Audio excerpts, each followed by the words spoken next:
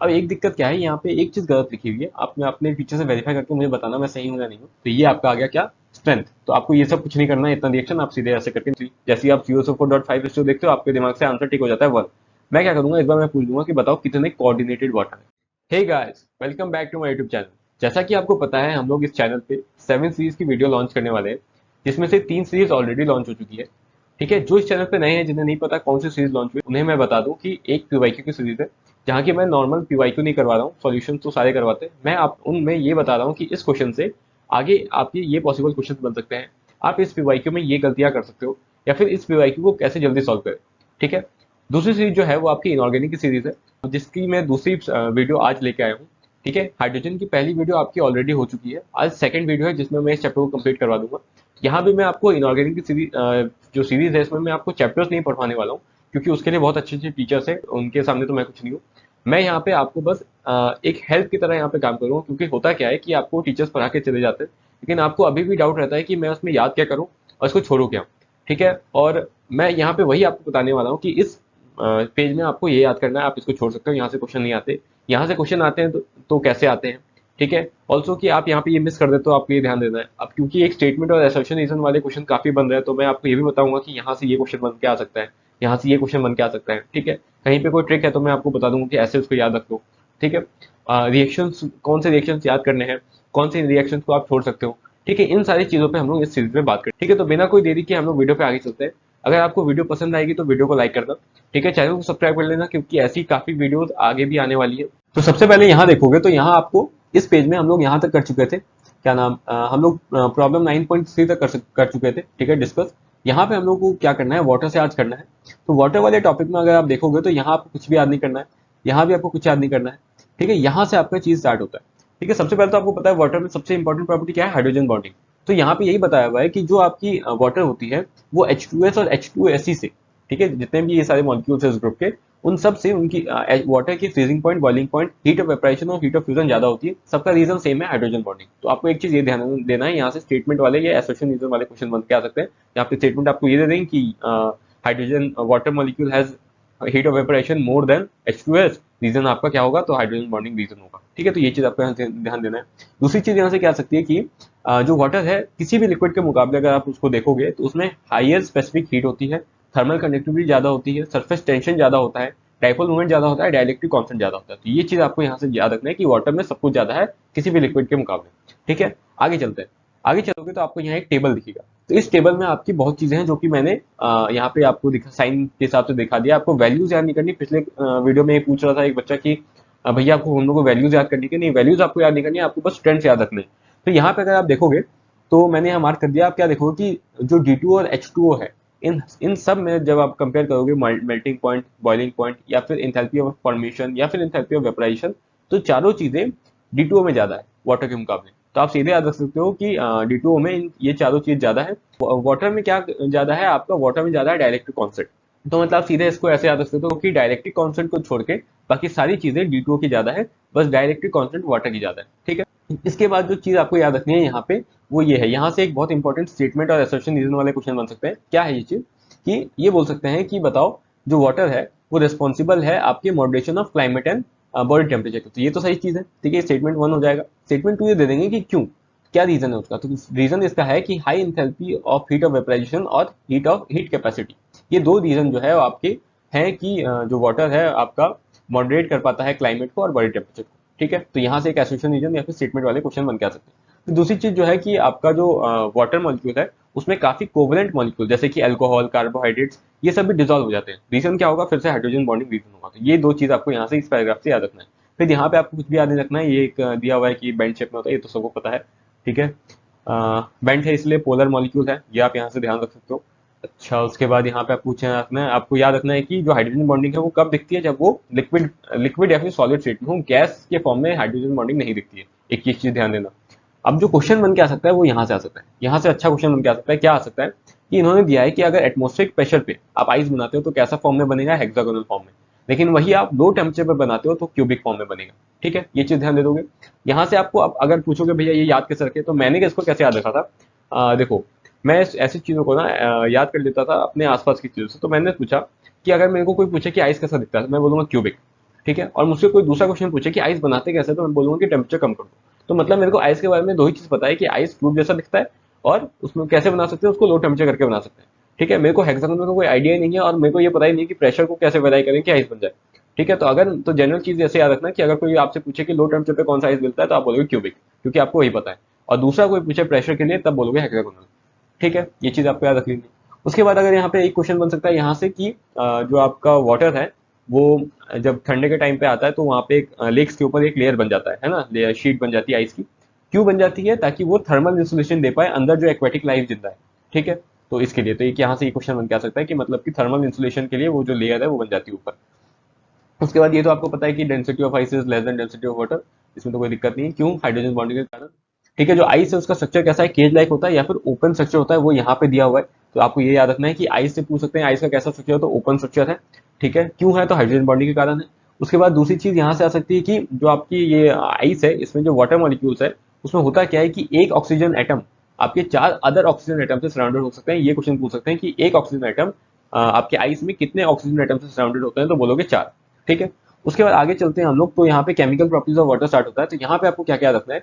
सबसे पहली चीज, दो प्रॉपर्टी ऑफ वाटर आपको याद रखनी है। एक तो एम्फोटेरिक नेचर, वाटर जो होता है कैसा होता है, एम्फोटेरिक होता है। एम्फोटेरिक का क्या मतलब है कि वो एसिड के साथ भी रिएक्ट करेगा, बेस के साथ भी रिएक्ट करेगा। तो ये वही यहाँ पे उन्होंने एग्जाम्पल दिया हुआ है। यहाँ से आपको ये अच्छा क्वेश्चन कैसे पूछ सकते हैं, ये पूछेंगे कि बताओ NH3 है उसके साथ वाटर रिएक्ट कर रहा है, तो वाटर कैसा है, एसिडिक या बेसिक? तो आप बोलोगे कि क्योंकि NH3 बेस है तो वाटर उसके साथ रिएक्ट कर रहा है तो कैसा होगा, एसिडिक होगा।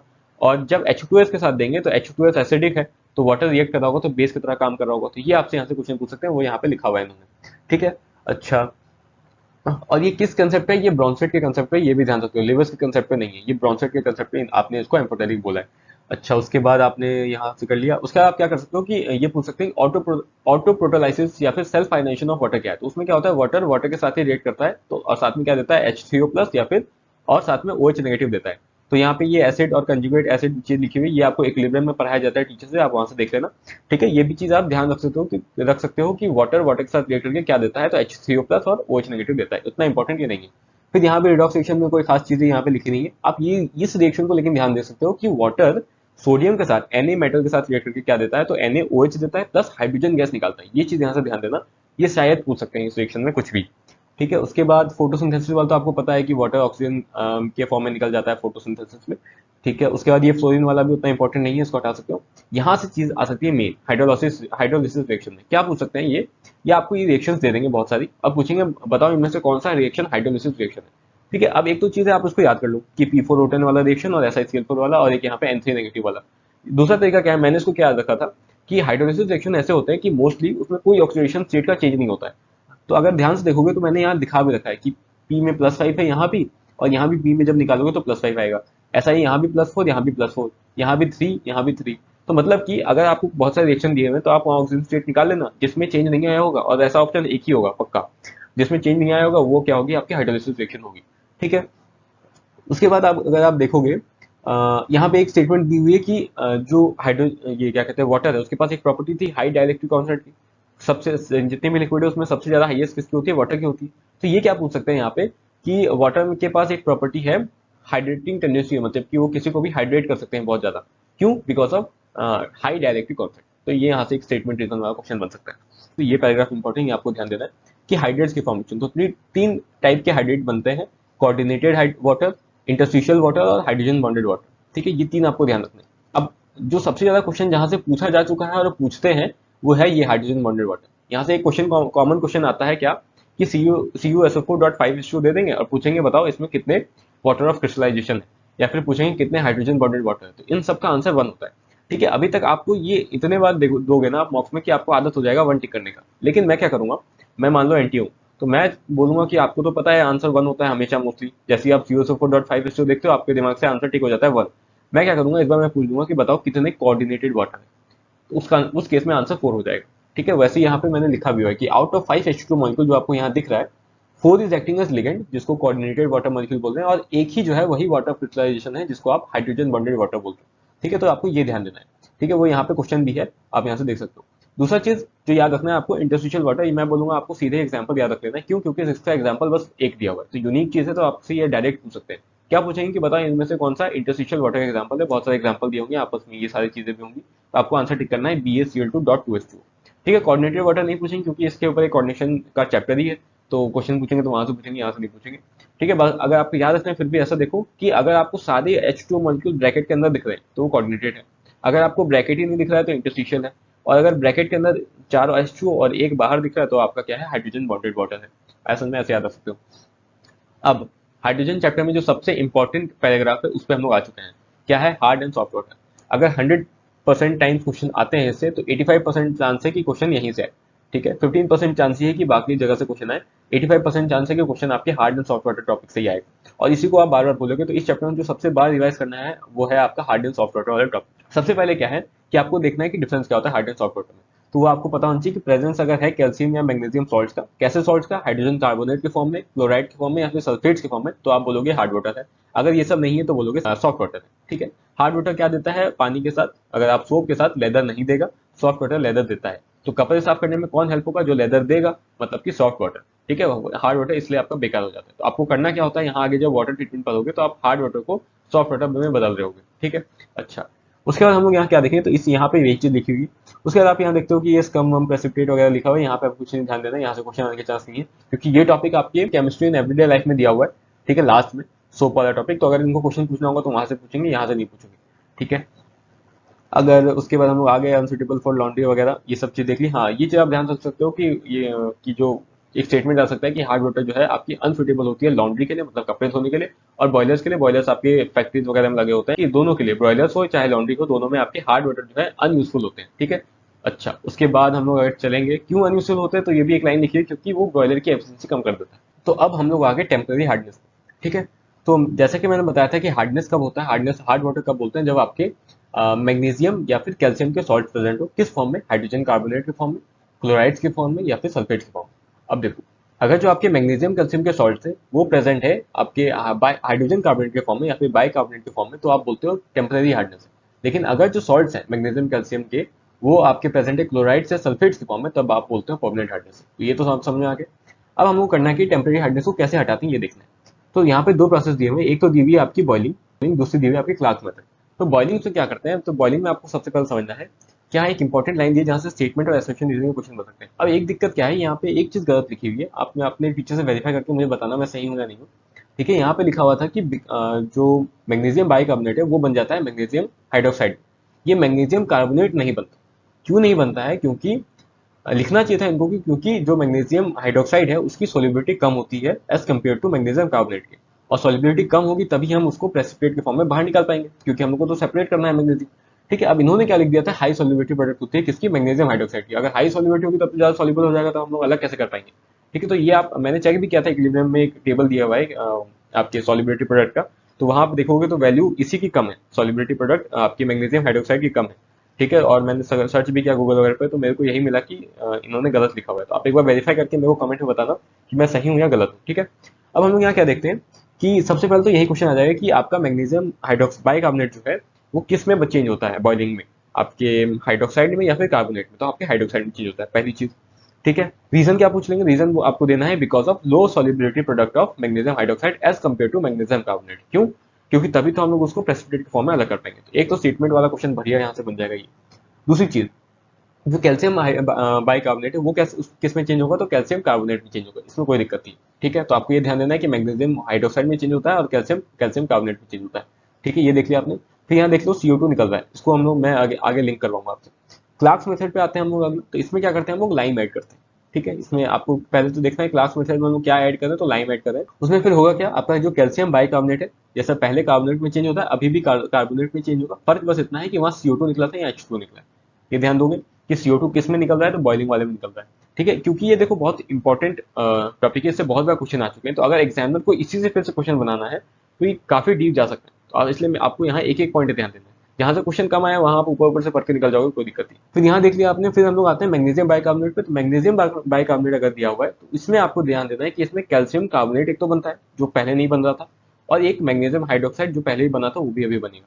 ठीक है, ये देख लिया आपने, बस आपको ये ध्यान देना है इसमें। उसके बाद क्या करोगे कि परमानेंट हार्डनेस पे आओगे, टेम्परेरी यहाँ पे खत्म हो गया, परमानेंट पे आते हैं। तो परमानेंट जैसा मैंने बताया था कि इसमें क्या देखना है आपको, क्लोराइड और सल्फेट्स प्रेजेंट रहते हैं। ठीक है, वही वही यहाँ पे दिया हुआ है। फिर इसको ट्रीट कैसे करेंगे, तो पहला ट्रीटमेंट इसका है वॉशिंग सोडा डाल के। तो वॉशिंग सोडा मतलब कि Na2CO3, तो वही हमने डाला है यहाँ पे MCl2 क्लोराइड से या फिर सल्फेट से, और आपने क्या किया Na2CO3 और Na2CO3 मतलब कि वॉशिंग सोडा डाला है, तो आपका क्या बन जाता है, कार्बोनेट्स के फॉर्म में यहाँ दोनों निकल रहे हैं। एक चीज ये ध्यान देना है, ठीक है, यहाँ दोनों कार्बोनेट्स मतलब कि हाइड्रोक्साइड आपका सिर्फ मैग्नीशियम के केस में बन रहा है, बाकी सब जगह आपको मोस्टली क्या है, कार्बोनेट्स ही दिखेंगे। और यहाँ पे NaCl और Na2SO4 ये सब आपको याद नहीं रखना है, ठीक है। फिर आते हैं क्लैगन्स मेथड पे। तो इस पे बहुत बार क्वेश्चन पूछा जा चुका है कि क्लैगन्स क्या है, ठीक है। तो ये क्लैगन आपका क्या है, सोडियम हेक्सामेटाफॉस्फेट है, वो यहाँ लिखा हुआ है Na6P6O18, कमर्शियली इसको क्लैगन बोलते हैं, ठीक है। ये चीज आपसे यहाँ से पूछोगे, ये तो नॉर्मल है, बहुत बार पूछा भी जा चुका है। उसके बाद आप क्या देखोगे, यहाँ पे फॉर्मूला है, मतलब कि रिएक्शन दिया हुआ है कि कैसे होता है। तो आपको रिएक्शन में समझा देता हूँ एक बार कि बहुत को समझ नहीं आता है। तो देखो Na6P6O18 है, सबसे पहले यहाँ से 2 Na निकला, तो 2 Na निकला तो यहाँ से 2 Na कम हो गया तो Na4 हो गया, और 2 Na प्लस में निकला तो 2 नेगेटिव चार्ज पे आ गया।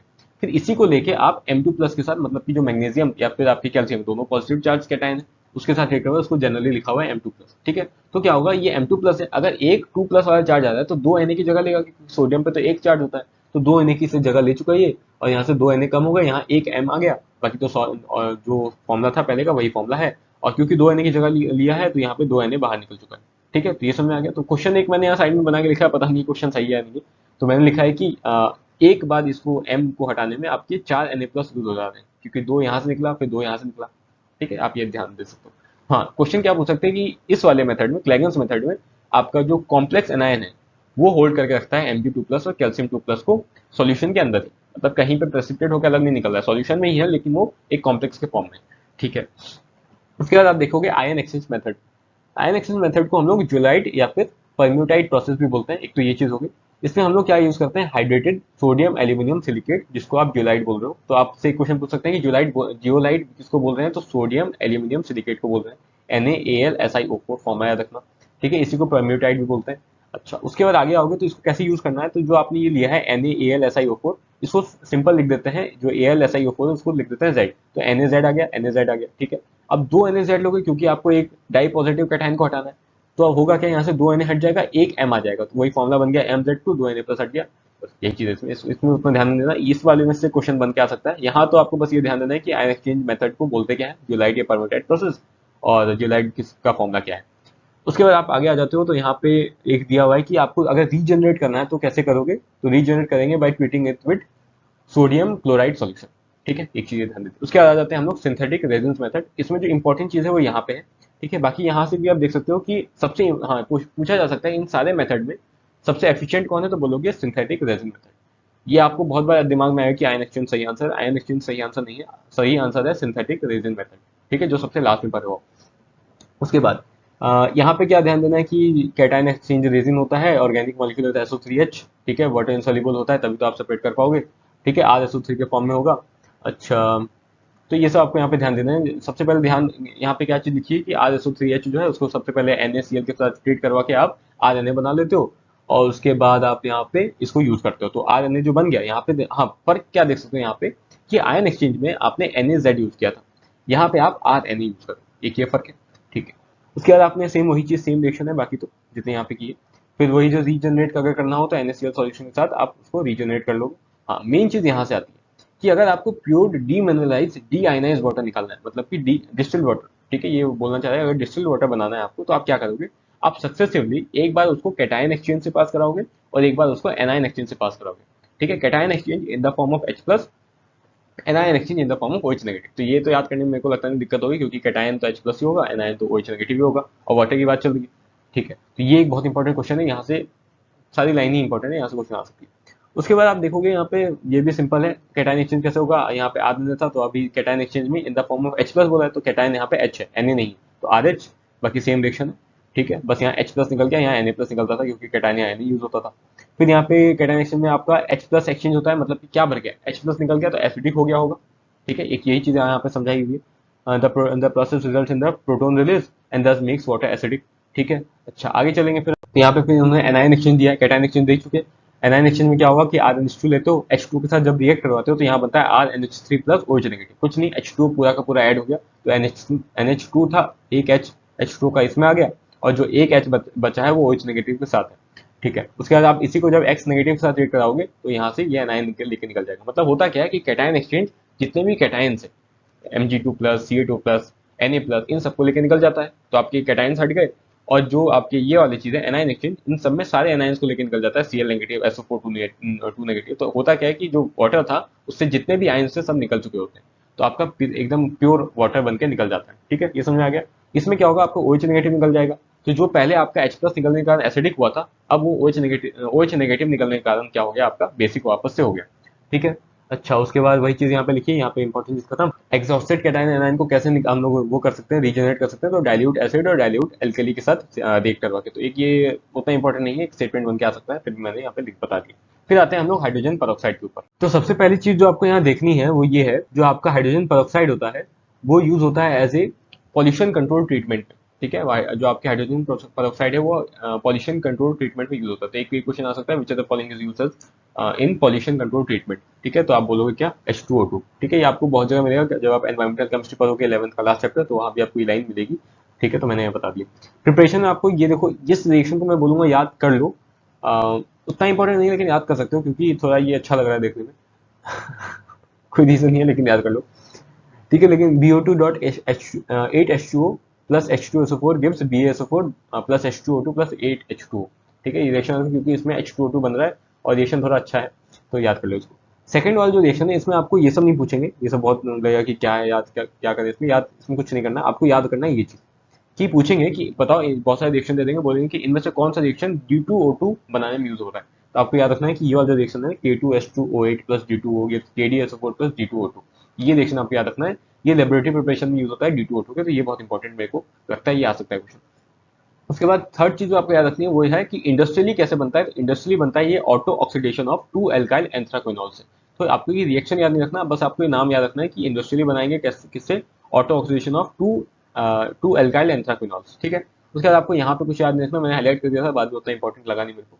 हाँ, यहाँ पे मैंने बता रखा है, यहाँ पे अगर आप आओगे हाइड्रोजन पेरोक्साइड में वॉल्यूम वॉल्यूम बहुत वर्ड यूज होता है। ये वॉल्यूम क्या कर रहे हैं, 10 वॉल्यूम 30 वॉल्यूम, इसका मतलब क्या होता है, अगर ये बोल रहे हैं 10 वॉल्यूम है, तो अगर आप देखोगे कि H2O2 है वो डिकम्पोज ऐसे करता है, H2 और O2 के फॉर्म। तो अगर ये बोल रहे हैं 10 वॉल्यूम आपका H2O2 है, इसका मतलब है कि 1 लीटर H2O2 आपका देगा 10 लीटर O2। अगर ये बोल रहे हैं 30 वॉल्यूम, तो मतलब 1 लीटर H2O2 आपका देगा 30 लीटर O2, कब, डिकम्पोजिशन के बाद। ठीक है, अब यहाँ पे आते हैं, आपको याद क्या करना है। पहली चीज कि ये जब वाटर आपके इसके साथ, वाटर मिसिबल होता है या नहीं होता है पेरोक्साइड के साथ, तो होता है। मिसिबल होकर क्या बनाता है, तो बोलोगे H2O डॉट H2O2। ठीक है, ये चीज देख लोगे, मतलब H2O2 डॉट H2O। हाँ, ये घुमा सकते हैं आगे पीछे, तो ध्यान रखना H2O पीछे दिखना है आपको। ठीक है, हमेशा पीछे लिख दो H2O, वैसे इसमें पीछे दिखना है। दूसरी बात यहाँ पे एक चीज लिखिए, कमर्शियली जो आपके सेम मार्केटेड सैंपल है वो कितने वॉल्यूम होती है, तो 10 वॉल्यूम होती है, 30 वॉल्यूम नहीं 10 वॉल्यूम होगी, ये आपको याद कर लेना है। और 10 वॉल्यूम का मतलब कितने परसेंट, तो 3% H2O2। ये दो चीज बहुत इंपॉर्टेंट है, क्योंकि इससे फिर आप ये क्वेश्चन सॉल्व कर सकते हो और कोई भी परसेंटेज वाला क्वेश्चन सॉल्व कर सकते हो। कैसे, मैं बताता हूँ। अगर आपको कोई बोल दे 10 वॉल्यूम, तो आपको क्या रखना है कि 10 वॉल्यूम मतलब 3%। इन्होंने बोला है कि calculate the strength of 10 volume solution of hydrogen peroxide. अब स्ट्रेंथ मतलब ग्राम पर लीटर में आपको आंसर देना है। अब ग्राम पर लीटर मतलब आंसर देना है, अगर आपसे कोई बोलते हैं कि स्ट्रेंथ, ठीक है, स्ट्रेंथ अगर आपसे कोई बोलता है तो आपको ग्राम पर लीटर में आंसर देना है। ठीक है, तो इन्होंने बोला है 10 वॉल्यूम क्या है आपका H2O2 है। ठीक है, अब 10 वॉल्यूम मैंने क्या बोलता है याद करने कि 3%। अब 3% को अगर मैं बोलूँ कि 3% मतलब परसेंट हटाओ यहाँ से, तो क्या लिखते हो, 3/100। अच्छा, तो यहाँ पे 3/100 क्या लिखना है, आप क्या लिखा है आपने, 3 ग्राम, और 100 को लिखा है मतलब मिलीलीटर लिखा है। ठीक है, यही होता है, 3 हमेशा जब खोलते हो तो ग्राम पर मिलीलीटर में खोलते हो, तो ये आपका खुला है 3 ग्राम बाय 100 मिलीलीटर। लेकिन आपको तो लीटर में निकालना है, तो क्या करो, यहाँ पे 10 इंटू कर दो, यहाँ पे 10 इंटू कर दो। इससे क्या होगा, ये बन गया 30 ग्राम बाय 1000 मिलीलीटर। और 1000 मिलीलीटर कितना होता है, 1 लीटर, तो 30 ग्राम बाय 1 लीटर आ गया। तो ये आपका आ गया क्या, स्ट्रेंथ। तो आपको ये सब कुछ नहीं करना है, इतना रिएक्शन आप सीधे ऐसे करके निकाल सकते हो। कुछ कुछ भी पूछे आप यूनिटी मेथड लगाना, फिर आपका ये क्वेश्चन सॉल्व होकर आ जाएगा। दूसरी चीज मैंने यहाँ पे एक करके दिखाया एग्जांपल, अगर आपको देखना है देख सकते हो। एक ही फॉर्मुला लगाया, उसको वो एक्स्ट्रा है उसको छोड़ दो। फिर एक चीज यहाँ पे लिखी है मैंने, ये चीज मेल्टिंग पॉइंट ऑफ H2O2 जो है वो वाटर से कम होती है। बाकी सब कुछ H2O2 की ज्यादा है वाटर के मुकाबले। तो आप यहाँ देख सकते हो, ये इस टेबल का वो कंक्लूजन जो मैंने यहाँ लिखा हुआ है कि सब कुछ आपका H2O2 का ज्यादा है वाटर के मुकाबले, लेकिन मेल्टिंग पॉइंट H2O2 का कम। ठीक है, उसके बाद आप चलोगे आगे। आगे जाओगे तो सबसे पहले यहाँ पे स्ट्रक्चर दिया हुआ है, तो स्ट्रक्चर आपको याद कर लेना कि स्ट्रक्चर कैसा होता है H2O2 का, नॉन प्लेनर स्ट्रक्चर होता है, जिसको आप ओपन बुक लाइक स्ट्रक्चर भी बोलते हो। ये यहाँ एनसीईआरटी में नहीं लिखा हुआ है, आप क्वेश्चन करते हो तो आपको मिलता है ओपन बुक लाइक स्ट्रक्चर। ठीक है, उसके बाद आपको याद रखना है दूसरी चीज यहाँ से मिल जाएगी कि जो गैस फेज में एंगल है वो सॉलिड फेज से ज्यादा होगा। तो ये ऑब्वियसली बात है, गैस फेज में इधर उधर चलते रहता है, तो गैस फेज में एंगल ज्यादा होता है डायहेड्रल सॉलिड एंगल से। ठीक है, तो एक ये चीज आपको याद रखनी है यहाँ से। अच्छा, उसके बाद हम लोग आएंगे आगे, तो केमिकल प्रॉपर्टीज में आओगे तो oxidising as well as reducing agent होता है। ठीक है, एक चीज़ ये ध्यान रख सकते हो कि जो आपका H2O2 है वो ऑक्सीडाइजिंग भी है, रिड्यूसिंग भी है। उसके बाद यहाँ रिएक्शंस पे कोई ज़्यादा आपको ध्यान नहीं देना है। तो हम लोग स्टोरेज पे आते हैं। स्टोरेज कैसे देखेंगे? स्टोरेज में क्या करते हैं, इसको H2O2 अगर आप लाइट के प्रेजेंस में लाते हो तो वो डिकम्पोज कर जाएगा। दूसरी चीज़, अगर कोई मेटल सरफेस है या फिर ये किसी एल्कली के प्रेजेंस में आता है, जो कि एल्कली आपको मोस्टली ग्लास सरफेस में देखने को मिलता है, तो क्या होता है, ये धीरे धीरे इसको मतलब इस रिएक्शन को कैटलाइज कर जाता है, किसको? डिकम्पोजिशन के प्रोसेस को। तो आपको इसको किस में रखना है? आपको इसको एक वैक्स लाइंड ग्लास या फिर प्लास्टिक वेसल में रखना है। तो एक तो ये पूछ सकते हैं कि H2O2 को स्टोर करना है तो क्या लोगे? तो आप वैक्स लाइंड ग्लास या फिर प्लास्टिक वेसल लोगे, और साथ में अगर उसको आपको स्टेबिलाईज करना है तो आपको क्या डालना होगा? यूरिया डालना होगा। ये बहुत इंपॉर्टेंट क्वेश्चन है। तो अगर आपको H2O2 को स्टेबिलाईज करना है तो क्या डालोगे इसमें से? तो यूरिया डालोगे। ठीक है, और दूसरी चीज आपको डस्ट वस्ट से दूर रखें, तो इतना इंपॉर्टेंट यहाँ से हटाओ। आपको मेन यूरिया याद रखना है और वैक्स लाइंड ग्लास या फिर प्लास्टिक वेसल है वो याद रखना है। दूसरी चीज, इसको जो है हम लोग एंटीसेप्टिक की तरह भी यूज करते हैं मार्केट में। तो अगर एंटीसेप्टिक की तरह यूज करें तो उसको क्या बोल रहे हैं? पर हाइड्रोल बोल रहे हैं। तो आपको ये ध्यान देना है। फिर आपको यहाँ पे उतनी चीज इंपॉर्टेंट नहीं है, सब हटा सकते हो। हाँ, ये as a bleaching agent use होता है इंडस्ट्री में। आपको एक ये लाइन ध्यान देनी है कि ब्लीचिंग एजेंट का यूज होता है। यूजेस में आपको सिर्फ यूनिक चीजें याद रखनी है, बाकी तो नहीं। ब्लीचिंग एजेंट में कहाँ कहाँ? टेक्सटाइल, पेपर पल्प या लेदर ऑयल की फैट्स में है। ठीक है, उसके बाद एनवायरमेंटल ग्रीन केमिस्ट्री, जैसे मैंने बोला था कि लास्ट चैप्टर में आपको मिलेगा, तो वही इन्होंने बताया हुआ है कि environmental green chemistry pollution control में आपका यूज होता है। उसके बाद अब बात करते हैं हम लोग हैवी वाटर D2O में। तो D2O फिर आपका एक इंपॉर्टेंट चीज क्या है यहाँ पे कि D2O को यूज करते हैं एज ए मॉडरेटर। ये आपने देखा होगा कि जब आप न्यूक्लियस चैप्टर पढ़ोगे फिजिक्स में तो वहाँ पे ही बात करेंगे। हैवी वाटर जो है न्यूट्रॉन्स वगैरह को स्लो डाउन करने में यूज होता है।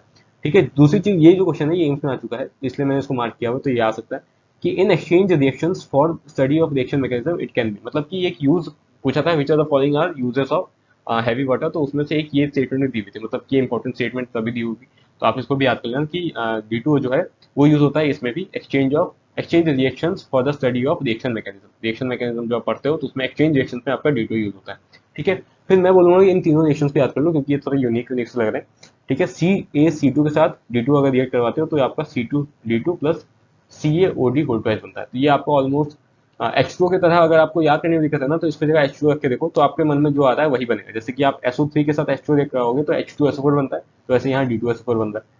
ठीक है, Al4C3 के साथ ये करवा तो CD3 बन रहा है। ये मतलब आपको याद करना होगा इसको, सिंपल सी बात है, आप इसको लिख लिख के याद कर लो, हो जाएगा। फिर हम लोग लास्ट पे आ जाए तो यहाँ पे आपको कुछ नहीं, कुछ पॉइंट्स लिखे, ये ज्यादा इंपॉर्टेंट नहीं है, बस मार्क कर दिया। आप उसको 2-3 बार रीड करना, आपको बस दिमाग में रह जाएगा। स्टेटमेंट बन के आ सकते हैं यहाँ से। पहली चीज क्या है कि on A mass on mass basis, अगर मास बेसिस से कंपेयर करें हाइड्रोजन को और पेट्रोल को, तो हाइड्रोजन जो है 3 टाइम ज्यादा एनर्जी देता है। ठीक है, एक तो ये पॉइंट आ गई जो आपको ध्यान देना है कि अगर मास बेसिस पे कंपेयर करें तो कौन ज्यादा एनर्जी देता है? हाइड्रोजन देता है। कितने टाइम्स? 3 टाइम दे रहा है। ठीक है, बस आपको स्टेटमेंट ध्यान है। दूसरी चीज, हाइड्रोजन को जब हम स्टोर करते हैं तो बस एक ही पॉलीट्रेंट देखने को मिलता है, वो है डाइनाइट्रोजन। ठीक है, एक दूसरी चीज का ध्यान देना है। तीसरी चीज क्या आ जाएगी कि जो आप सिलेंडर है, अगर आप उसको सेम एनर्जी वाले 2 सिलेंडर लेते हो, एक में हाइड्रोजन है एक में पेट्रोल है, तो जो आपका हाइड्रोजन वाला है वो बहुत ज्यादा वेट करेगा, 30 टाइम ज्यादा भारी होगा एज कम्पेयर टू पेट्रोल। यही एक इसका डिसएडवांटेज है। ठीक है, उसके बाद आप देखोगे कि इसको हम लोग को अगर स्टोर करना है हाइड्रोजन के फॉर्म में, लिक्विड के फॉर्म में, तो बहुत कम टेम्परेचर पे लाना पड़ेगा, 20 केल्विन के ऊपर, जो कि बहुत दिक्कत आ जाती है उसमें। उसके लिए आपको फिर इंसुलेटेड टैंक जैसे कि NaNi5, TiTiH2, MgMgH2, तो ये नाम याद रखो, मतलब हल्का से याद रखो कि अगर स्टेटमेंट में आपको दिखता है कि हाइड्रोजन को स्टोर करने के लिए ये सब चाहिए तो हाँ, ये सही है। ठीक है, उसके बाद अगर आप आओगे तो यहाँ हाइड्रोजन इकोनॉमी वाली एक बात है। यहाँ पे एक ही लाइन याद रखनी है कि हाइड्रोजन इकोनॉमी में जो बेसिक प्रिंसिपल यूज होता है वो होता है कि ट्रांसपोर्टिंग और स्टोरेज ऑफ एनर्जी को हम लोग कर पाए किसके फॉर्म में? गैसियस हाइड्रोजन के फॉर्म में। गैसियस या फिर लिक्विड हाइड्रोजन के फॉर्म में अगर हम लोग ये कर पा रहे हैं, किसको? ट्रांसपोर्ट और स्टोरेज एनर्जी को स्टोर कर पा रहे हैं, तो हम लोग हाइड्रोजन इकोनॉमी कर रहे हैं। ठीक है, तो ये चीज आपको ध्यान देना है। ठीक है, बस आपका ये खत्म हो गया। यहाँ पे चैप्टर में जो जो इंपॉर्टेंट था मैंने बता दिया है।